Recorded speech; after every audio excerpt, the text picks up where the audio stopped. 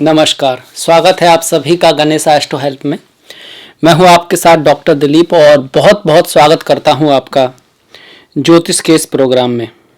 इस special video में हम बात करने वाले हैं वृश्चिक वालों के लिए मई का जो महीना है वो कैसा रहने वाला है, जीवन के किस क्षेत्र में क्या परिवर्तन आ सकते हैं और हमको अपनी तरफ से किन बातों का ख्याल रखना चाहिए, क्या ध्यान रखना चाहिए।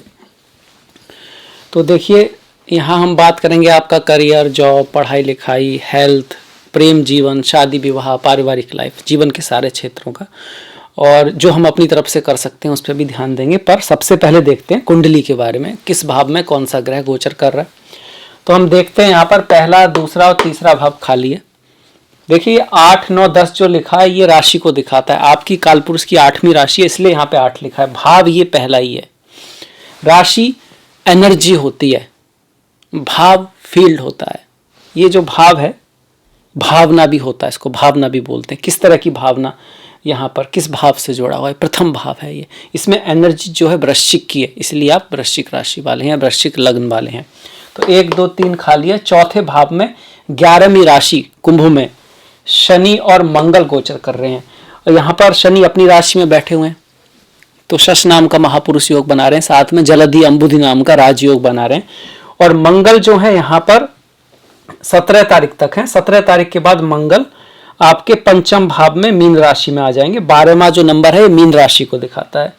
शुक्र मीन राशि में रहेंगे 24 तारीख तक, लगभग पूरे महीने। बाद में मेष राशि में आएंगे 6ठे भाव में। और गुरु पूरे महीने मीन राशि में रहने वाले, जो उनकी खुद की राशि, और ऐसा 12 साल बाद हो रहा है। करीब 1 साल में एक राशि क्रॉस करते हैं, तो बहुत साल बाद गुरु इस तरह के आए। पंचमेश पंचम है, बहुत शुभ ग्रह बन रहा है, आपका शुभ योग बन रहा है। साथ में राहु भी आपके 6ठे भाव में आ चुके हैं, पिछले 1.5 साल से यहाँ पे चल रहे थे सप्तम में, तो ये भी एक विशेष परिवर्तन आपका बहुत बढ़िया, बहुत खूबसूरत। अगर सूर्य की बात करें तो सूर्य यहाँ पर वृषभ राशि में आपको 15 तारीख को दिखाई देंगे। 15 तारीख को वृषभ संक्रांति है, इससे पहले वो मेष राशि में रहेंगे जहां वो उच्च के रहेंगे। और बुध आप देख सकते हैं सप्तम भाव में वृषभ राशि में गोचर कर रहे हैं, और बुध यहाँ पर वक्री रहेंगे आपके 10 मई से लेके 2 जून तक जो है बुध वक्री रहेंगे। वक्री मतलब रेट्रोग्रेड। और अष्टम भाव, नवम भाव, दसम भाव, एकादश भाव खाली है। फिर 12वें भाव में, द्वादश भाव में, 12th हाउस में केतु जो है तुला राशि में लिब्रा में आपके गोचर कर रहे हैं। तो ये है हमारी ग्रहों की स्थिति। अब आ जाते हैं इसके रिजल्ट के ऊपर। देखिए बहुत सारे ग्रह आपके जो है कहीं ना कहीं पॉजिटिव हो रहे हैं, ज्यादातर ग्रह पॉजिटिव हो रहे हैं। कहीं ना कहीं कुछ लोग कहेंगे कि भाई शनि महाराज 4थे भाव में आ गए तो ढैया है आपकी कहीं ना कहीं, किसकी, मई, जून और 2 महीने के करीब। पर स्टिल 3 ग्रह ज्यादा इंपॉर्टेंट होते हैं जब हम बड़ी कोई बात देखते हैं छोटे ग्रहों से पहले। वो है राहु, शनि और गुरु। इनमें से गुरु आपके पॉजिटिव हैं, पंचम भाव के स्वामी होकर पंचम में बैठे हुए हैं, और लग्नेश के साथ बैठकर राजयोग बनाए हुए, छत्र योग बनाए हुए हैं। और राहु आपके बहुत अच्छे हैं। और अगर हम शुक्र की बात करें तो शुक्र भी आपके उच्च के चल रहे हैं। तो बहुत सारे ग्रह जो है इस महीने पॉजिटिव है, तो अच्छा महीना दे सकते हैं, बढ़िया महीना दे हम इसको कहेंगे। अब किस बातों में क्या किस तरह से बढ़िया रहेगा अब उस पर देखते हैं। पढ़ाई लिखाई के लिए बहुत अच्छा है, एजुकेशन के लिए बहुत अच्छा है। आप किसी कंपटीशन की तैयारी वगैरह कर रहे हो उसके लिए बहुत बढ़िया है। आप किसी क्रिएटिव काम में हो, आप कोई डांसर हो, आप कोई प्लेयर हो, आप एडवाइजर हो किसी तरह का, आप कुछ डिजाइन करते हो, क्रिएटिव काम है, क्योंकि पंचम भाव क्रिएटिविटी से जुड़ा हुआ है, स्टॉक मार्केट से जुड़ा हुआ है, स्पेकुलेटिव गेन से जुड़ा हुआ है। तो इन सब फील्ड से अगर आप जुड़े हो तो बहुत बढ़िया है। पंचम भाव प्रेम का भी है, अगर इस भाव में मंगल और शुक्र आए तो प्रेम विवाह का योग बनता है।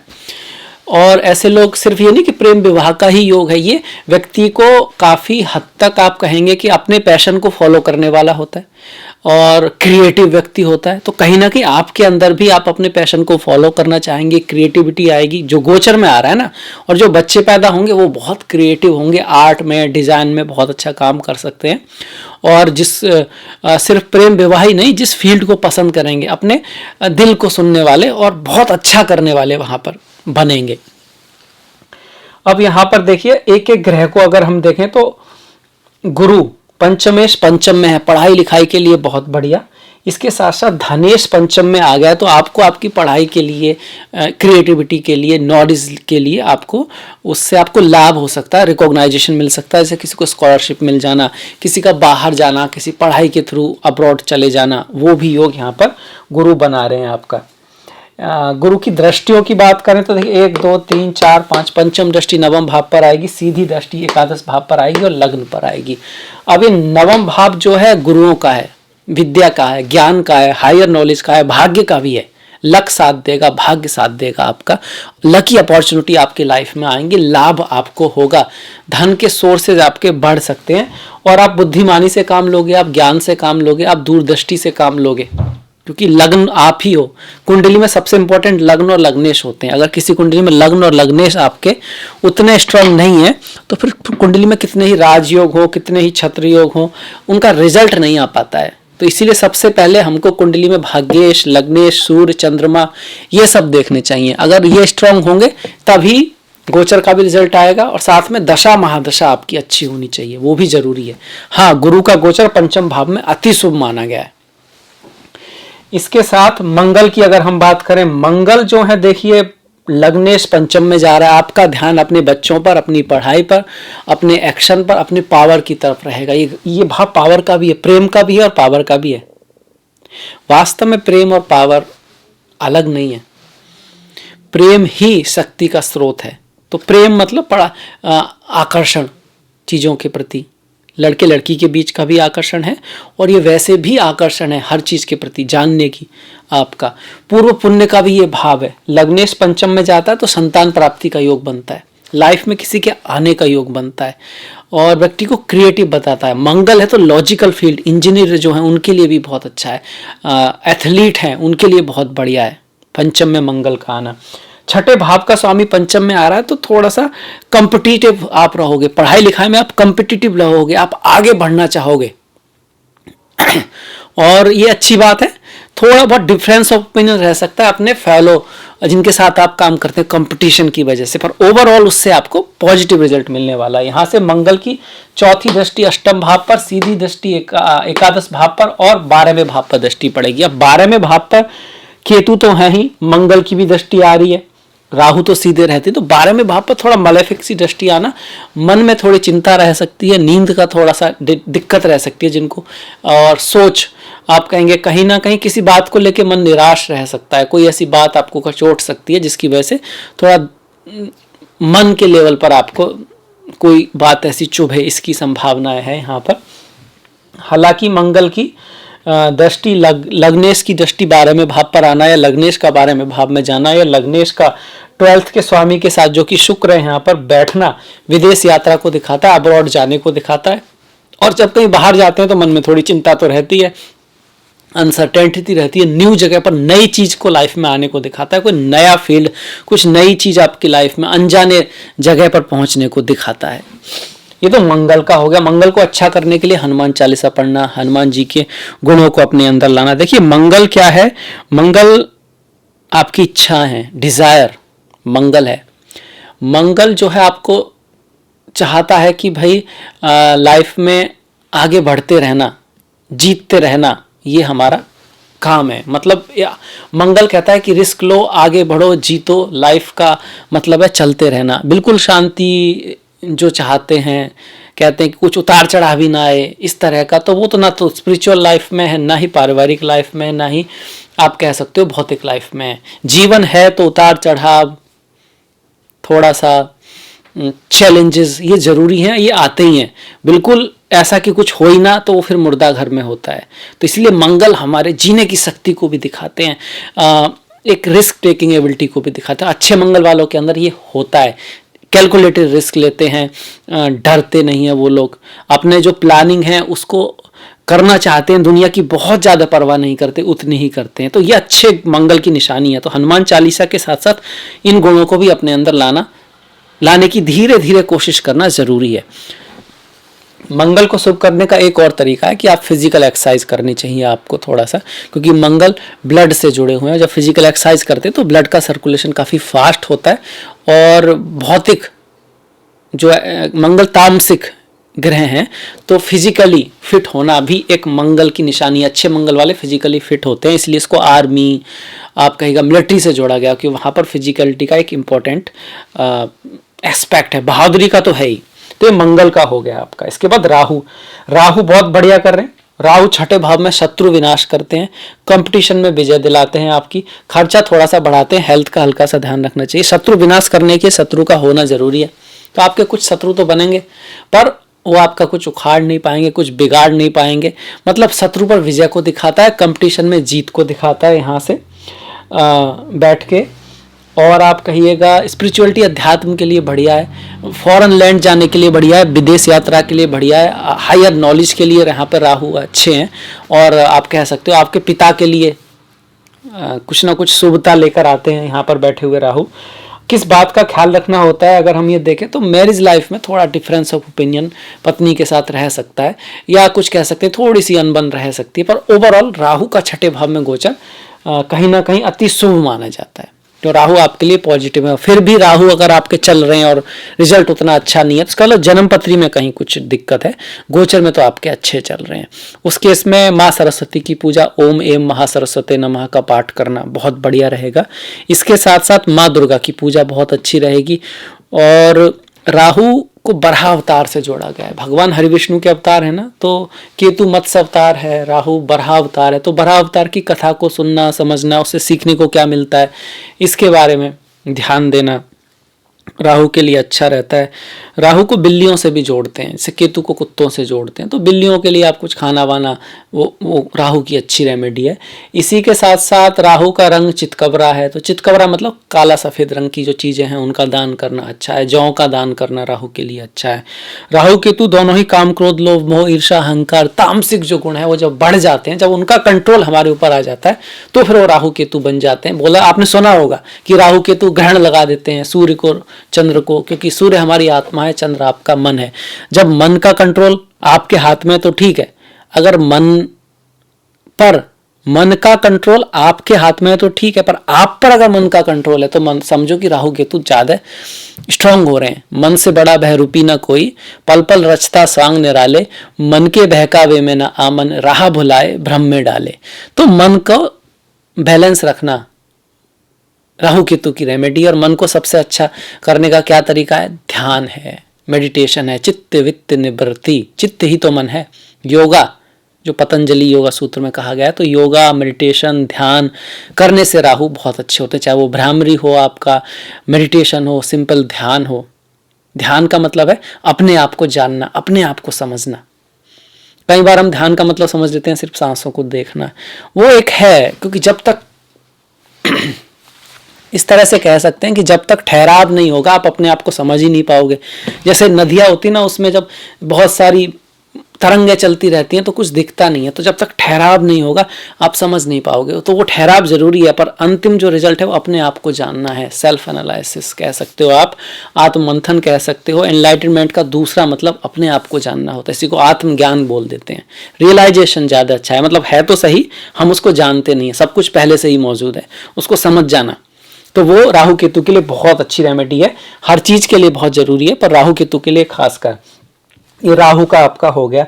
इसके बाद देखिए गुरु की हमने बात कर ली, शुक्र की थोड़ी बात कर लेते हैं। हल्की सी बात हमने किया कि शुक्र मंगल का पंचम में योग क्रिएटिविटी के लिए अच्छा है, आर्ट डिजाइन आदि के लिए अच्छा है, प्रेम आदि के लिए अच्छा है, आकर्षण बढ़ाएगा, पति पत्नी के बीच, प्रेमी प्रेमिका के बीच, आपके जीवन में किसी को ला सकता है। पर इसके साथ साथ शुक्र आपके सप्तमेश और 12वें भाव के स्वामी है, तो विदेश यात्रा करा सकता है, पढ़ाई लिखाई के लिए बाहर जाने का योग यहाँ पर बनता है। सप्तमेश का पंचम में जाना प्रेम के लिए अच्छा है, एक तो शुक्र मंगल का भी है और सप्तमेश पंचम में जा रहा है। पंचम भाव प्रेम है, सप्तम भाव आपका शादी है, विवाह है, रिलेशन है, पार्टनरशिप है, और पंचम भाव ज्ञान से भी जुड़ा हुआ है। तो जिसका सप्तमेश पंचम में होता है उसको नॉलेज की बड़ी इच्छा रहती है, सीखने की, पढ़ाई लिखाई की, और एक्स्ट्रा नॉलेज की, मंत्रों की, स्पिरिचुअलिटी की, अध्यात्म की, कुछ ऐसा भी जो इस फिजिकल रिलम से परे हो उसको भी जानने की इच्छा आपकी बढ़ाता है। और पढ़ाई लिखाई में आपका मन है तो वहाँ के लिए भी शुक्र यहाँ पर अच्छे हैं। इसके साथ साथ शुक्र के बाद देखिए शनि की बात कर लेते हैं। अब इसको ढैया बोलेंगे कहीं ना कहीं, चौथे भाव में, जिनकी राशि है, जिनका लग्न है, उनकी ढैया नहीं है, पर फिर भी चौथे भाव में शनि का गोचर बहुत अच्छा नहीं है। अगर आप पराशराहोरा शास्त्र पढ़ते हैं, जातक पारिजात पढ़ते हैं, फल दीपिका पढ़ते हैं, पर उसमें फिर ये भी आता है कि अगर कोई ग्रह अपनी ही राशि में बैठा है तो फिर उसका रिजल्ट थोड़ा सा अलग हो जाता है। इसमें उसके अष्टक वर्ग में अच्छे पॉइंट है तब भी ठीक हो जाता है। तो ऐसे में अगर आपकी अष्टक वर्ग में अच्छे पॉइंट मिले और आपकी कुंडली में शनि मजबूत रहे, तब तो मेहनत के साथ, एफर्ट के साथ, उतार चढ़ाव के पास पर आपको सफलता मिलेगी। मेहनत तो आएगी क्योंकि शनि है, अपना जो कह सकते हैं नैसर्गिक स्वभाव तो जरूर लेकर आएंगे। मित्रों से, बंधुओं से, माता के साथ थोड़ा मतभेद करा सकते हैं।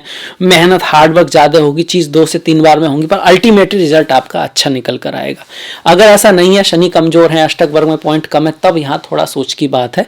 तब आप कहिएगा चीज़ों को थोड़ा सोच समझ के करना है, भाग्य भरोसे बिल्कुल नहीं करना, एक्स्ट्रा मेहनत करनी है। शनि की अच्छे गुणों को अपनाना है, जिसमें कि एक है हार्डवर्क, मेहनत, प्लानिंग, टाइमिंग मतलब समय का ध्यान रखना। कई बार आपको आंसर पता होता है, आपको पता होता है क्या कहना है, पर कहना भी है, नहीं कहना है, समय का ध्यान रखना, स्थिति के अनुसार बिहेव करना बहुत जरूरी होता है। चीजों को टालना बंद कर देना, आलस्य को एकदम छोड़ देना, तब फिर थोड़ा शनि आपको बेटर रिजल्ट देंगे। इसके साथ साथ अपने से बड़ों की रेस्पेक्ट रखना, जो वृद्ध लोग हैं, ओल्ड पीपुल हैं, उनकी कुछ केयर करना। आप अनाथालय है, आपका वृद्धाश्रम है, वहाँ पर कुछ सेवा करना, शनि अच्छा रिजल्ट देंगे। आपसे छोटे, गरीब या कमज़ोर व्यक्ति की जहाँ तक हो सके, जितनी हो सके सहायता करना, दिल से, मन से। तो ये शनि का हो गया। शनि की दृष्टियों को अगर हम देखें तो 3, 7, 10 ये 3 दृष्टियाँ हैं इनकी। तो 1, 2, 3, तीसरी दृष्टि राहु पर आ रही है, छठे भाव पर आ रही है। ठीक सामने 7वीं दृष्टि होती है जो आपके लग्न पर आ रही है, माफ कीजिएगा, जो आपके 10वें भाव पर, कर्तव्य के भाव पर आ रही है। और जो 10वीं दृष्टि है वो लग्न पर आ रही है, आप पर आ रही है, आपके व्यक्तित्व पर आ रही है। तो खुद थोड़ा सा आपका व्यक्तित्व भी थोड़ा ड्राई हो सकता है, चीजों में लेट तो होगा, डिले तो होगा, पर पेशेंस रखने की यहाँ आवश्यकता है। 10वें भाव पर आ रही है तो कार्य के क्षेत्र में भी एफर्ट, हार्डवर्क, मेहनत और सतत प्रयास से ही काम होगा। आप सोचें फटाफट कुछ हो जाए तो फिर बिगड़ भी सकता है, इस चीज का ध्यान रखना होगा। और तृतीय दृष्टि जो कि छठे भाव पर है, जो जॉब का भी भाव है, आपके काम का भी भाव है, तो जॉब में उतार चढ़ाव आ सकता है। इसी वजह से इसको थोड़ा अच्छा नहीं मानते, पर ये जब ही होगा जब अष्टक वर्ग में पॉइंट कम हो और शनि की स्थिति बहुत अच्छी ना हो, अदरवाइज ऐसा कुछ नहीं होगा। बस हार्ड वर्क थोड़ा सा बढ़ेगा, मेहनत थोड़ी सी बढ़ेगी, अपने कलीग्स के साथ आपस में जो आपका जो साथी वगैरह जो भी होंगे आपके, चाहे वो महिला हो या फीमेल हो या मेल हो, उनके साथ थोड़ा सा बना के रखना है। खासकर अगर अदर कल्चर का है तो उससे और भी ज़्यादा बना के रखना है, क्योंकि राहु यहाँ पर आ रहे हैं। तो ये शनि का हो गया। शनि के बाद देखिए, शनि, शुक्र, मंगल, गुरु हमने देख लिए। सूर्य आपके 15 तारीख तक तो यहीं रहेंगे छठे भाव में, मैंने दिखा दिया इसमें, क्योंकि नेक्स्ट जो मूवमेंट हो रहा है उनका यही हो रहा है। पर छठे भाव में रहेंगे 15 तारीख तक, काफी शुभ है, आपको कंपटीशन में विजय दिलाएंगे, क्योंकि छठे भाव में उच्च के दशमेश जा रहा है। तो मेहनत से ही, हार्डवर्क से ही सही, छठा भाव जो भी देता है हार्डवर्क से, मेहनत से और त्याग से, और क्या कह सकते हैं, सेवा से देता है। तो ये सब चीजें आप में रखनी होंगी, पर इसके बाद जो रिजल्ट आएगा वो पॉजिटिव आएगा। ये सूर्य यहाँ पे दिखा रहे हैं। शत्रु पर विजय भी दिलाएंगे, और हेल्थ में कोई चली आ रही कोई बीमारी है, रोग है, उसको भी आपको ठीक करने में आपकी सहायता करेंगे। पर उसके बाद जैसे ही ये आपके सप्तम में आएंगे तो कार्य के लिए तो अच्छे हैं, जॉब के लिए तो अच्छे हैं कहीं ना कहीं, पर मैरिज लाइफ में कुछ थोड़ा सा ध्यान रखना होगा। कारण क्या है कि ये सूर्य जो है ईगो हैं, गुस्सा, गर्म हैं, लॉयल्टी हैं। सूर्य को आप कह सकते हो एक रॉयल ग्रह है, राजा ग्रह है। और जो सप्तम भाव है थोड़ा सा शुक्र का है, रिलेशनशिप का है, पार्टनरशिप का है। तो पार्टनरशिप में कोई राजा नहीं होता है, वहाँ दोनों बराबर होते हैं, एक दूसरे का ख्याल रखना होता है, एक दूसरे को समझना होता है। अब अगर आप राजा की तरह एक्ट करोगे तो पार्टनरशिप में दिक्कत आ जाएगी। तो या तो आप राजा की तरह एक्ट कर सकते हो, या फिर आपकी पत्नी या आपके पति, आपका प्रेमी या प्रेमिका। तो वहाँ थोड़ा समझदारी की आवश्यकता होगी, एक दूसरे को माफ करने की, एक दूसरे की अच्छी क्वालिटीज को समझने की और नेगेटिव को इग्नोर करने की आवश्यकता रहेगी। रिश्तों को बना के चलने की आवश्यकता रहेगी। रहीमन धागा प्रेम का, मत तोड़े चटकाए, जोड़े ते फिर ना जुड़े, जुड़े गांठ पड़ जाए। रिश्ते बहुत महत्वपूर्ण होते हैं, और इस बात को आप उनसे समझिए जिनके पास रिश्ते नहीं होते हैं। लाइफ में पैसा, धन, सब कुछ आवश्यक है, पर सबसे ज्यादा आवश्यक है अच्छे रिश्ते, अच्छे दोस्त, अच्छे फ्रेंड्स। ये बहुत ज़्यादा ज़रूरी है। और इसकी बात सभी ने कही है, गौतम बुद्ध तक ने कही है, जो खुद सन्यासी एक तरह से थे। इसके बाद देखिए बुध की बात कर लेते हैं। बुध आपकी कुंडली के कारक ग्रह नहीं है और मंगल के शत्रु भी हैं, पर बुध का गोचर सप्तम भाव में ठीक माना जाता है। अब ये कहता है कि अगर आप कम्युनिकेशन रखेंगे बातों में तब चीज़ें ठीक रहेंगी रिश्तों में। अगर आपने कम्युनिकेशन गैप किया, मतलब कोई कारण है और आप कहोगे भाई मैं इससे बात नहीं करूंगा, पहले वो करेगी या पहले मैं करूंगा, वो भी यही सोच रही होगी या सोच रहा होगा कि पहले आप करें, और अगर कम्युनिकेशन गैप आता है तो फिर आपके रिश्तों में दिक्कत आ सकती है, उतार चढ़ाव आ सकता है। आपको अपने नेटवर्क सर्किल से लाभ रहेगा, मित्रों से लाभ रहेगा, फ्रेंड्स आदि से लाभ रहेगा। कब? जब आप उनसे टच में आएंगे, उनसे बातें करेंगे, उनसे कुछ बताएंगे अपनी बातों को। रिश्ते में भी यही है कि बातों को आपको समझना है, नम्रता से पेश आना है, क्योंकि यहाँ सूर्य बुध पर प्रभाव आएगा ना, सूर्य का भी, और सूर्य गर्म ग्रह, तो आपकी वाणी में भी थोड़ा सा कर्कशता आ सकती है, आप कुछ कटु या क्रिटिसाइज कर सकते हैं। यहाँ पर सिर्फ ये नहीं है कि सूर्य ही है, यहाँ पर थोड़ा आप कहोगे जो बुध हैं वो 17 तारीख तक यहाँ पर, ये जो मंगल है जब यहाँ रहेंगे ना, इसके बाद मीन में जाएंगे, वो जब यहाँ रहेंगे तो 17 तारीख तक मंगल की भी चौथी दृष्टि बुध पर आ रही है, तो थोड़ा सा वाणी कटु करेगी। और माता का भी, माता के स्वास्थ्य का, बंधुओं से वहाँ ख्याल रखने की आवश्यकता रहेगी परिवार में, जब 17 तारीख तक। उसके बाद मंगल यहाँ आ जाएंगे, तो ये नेक्स्ट मूव है, तो इसको हमने ज़्यादा इंपॉर्टेंट दिया आपको, पिछले महीने में यहाँ पर दिखाया ही था, उस तरह से है। तो ये बुध का भी आपका रिजल्ट आ गया। आप केतु की अगर बात करते हैं, केतु मोक्ष के स्वामी होकर, मोक्ष के कारक होकर मोक्ष भाव में बैठे हैं, बहुत अच्छा है, स्पिरिचुअलिटी अध्यात्म की तरफ आपको ले जाएंगे। अगर आपकी जन्म कुंडली में केतु का समय चल रहा है तब फिर आपको फॉरेन लैंड, विदेश ले जा सकते हैं। संसार की आप कह सकते हो कि ये संसार की वैराग्य दिखाना चाहते हैं। केतु जब 12वें भाव में होते हैं, कहीं ना कहीं इस तरह की फीलिंग लाती हैं कि भाई ये सब कुछ जो है माया है, मिथ्या है। मतलब भाग दौड़ करो रेस्पॉन्सिबिलिटी के लिए, वो ठीक है, पर कहीं ना कहीं ये समझ जरूर दे देते हैं कि इसका कोई वास्तव में कोई बड़ा इंपॉर्टेंस नहीं है, हमने इंपॉर्टेंस बना रखा है। जो असली इंपॉर्टेंस है वो सिर्फ आत्मज्ञान का है, स्पिरिचुअलिटी का है, अध्यात्म का है।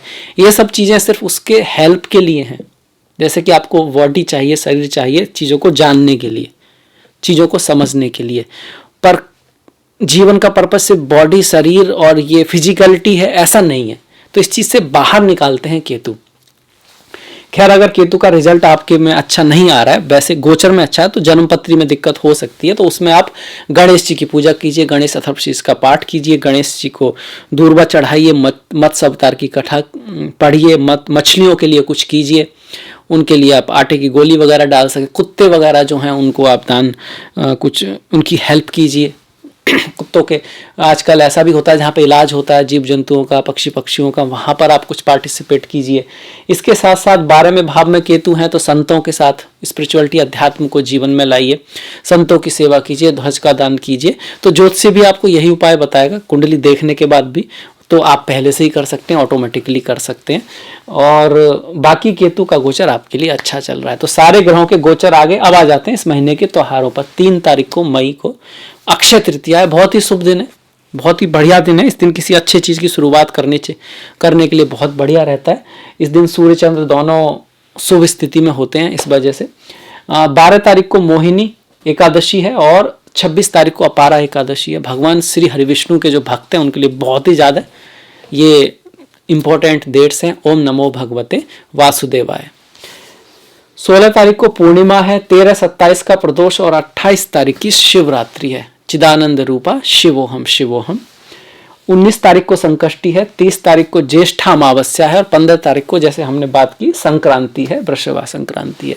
अमावस्या हमारे पितरों से, पूर्वजों से जुड़ी होती है। इस दिन दान पुण्य करना, पुरानी चीज़ों को घर से निकालना, साफ सफाई करना, मंत्र जाप आदि के लिए अच्छा दिन है। ठीक इसी तरह से संक्रांति भी है, वो भी आत्मा है ना, सूर्य आत्मा, आत्मा सो परमात्मा। गीता में भी ऐसा आता है कि पहली जो नॉलेज आई थी वो सूर्य को आई थी, ईश्वर से, भगवान श्री विष्णु से, क्योंकि सूर्य और वो अलग है ही नहीं, आत्मा है। आत्मा, जैसे कृष्ण कहते हैं, हर जगह मौजूद है। आत्मा ना जन्म लेती है ना उसकी मृत्यु होती है। ऐसा कोई समय नहीं था जब आत्मा नहीं थी। वो वास्तव में ईश्वर की ही बात कर रहे हैं। तो ये आज इस महीने का मई के महीने का राशिफल हो गया। मुझे आशा है आपको पसंद आया होगा, तो प्लीज़ लाइक कीजिएगा, सब्सक्राइब कीजिएगा और घंटी वाला बटन दबाना मत भूलिएगा। आपका जो सहयोग है वो बहुत महत्वपूर्ण है, उसको इसी तरह से बना के रखिएगा। आपसे मुलाकात होगी नेक्स्ट वीडियो में। हाँ, मैंने डिस्क्रिप्शन में लिंक दिया इंस्टाग्राम, फेसबुक, इन सब का, तो अगर आप चाहें तो लाइक कर सकते हैं, फॉलो कर सकते हैं। और अगली मुलाकात तक अपना ख्याल रखिएगा, अपनों का ख्याल रखिएगा, सभी का ख्याल रखिएगा। नमस्कार।